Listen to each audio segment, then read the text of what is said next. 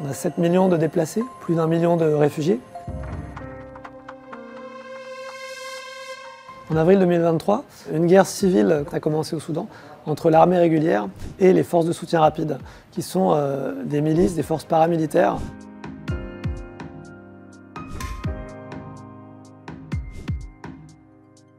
Dans l'ensemble du Soudan, la plupart des victimes civiles ont été victimes de tirs croisés, de bombardements indiscriminés par l'un ou l'autre des belligérants. Mais au Darfour Ouest, les tensions ethniques étant par ailleurs déjà très fortes avant le conflit, les forces de soutien rapide, mais aussi et peut-être plus encore des milices arabes alliées aux forces de soutien rapide, ont pris pour cible la communauté massalite et ça a entraîné la fuite de centaines de milliers de civils, en particulier massalites, vers le Tchad. At the border in Adre, we're seeing a large influx of refugees from Sudan. In October, where we were seeing about 100 people per day, in the last 4 days, it's been between 1,000 to above 3,000 in one day. On a aujourd'hui 500 000 nouveaux réfugiés du Soudan qui se trouvent au Tchad.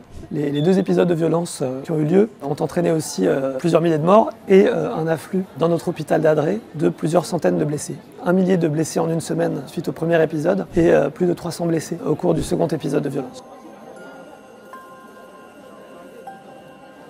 Dans un camp où les gens venaient essentiellement d'El Geneina, donc là où les violences ont été les plus intenses, le taux de mortalité depuis le début de la crise s'est multiplié par 20. On a aussi constaté que plus de 80% des victimes étaient des hommes, les hommes civils étant systématiquement considérés comme des combattants. Cette intensité rappelle la violence d'il y a 20 ans, la violence de 2003, avec une différence tout de même, c'est que Geneina est plutôt une exception aujourd'hui, alors qu'en 2003, le ciblage ethnique des communautés non arabes avait lieu sur l'ensemble du Darfour.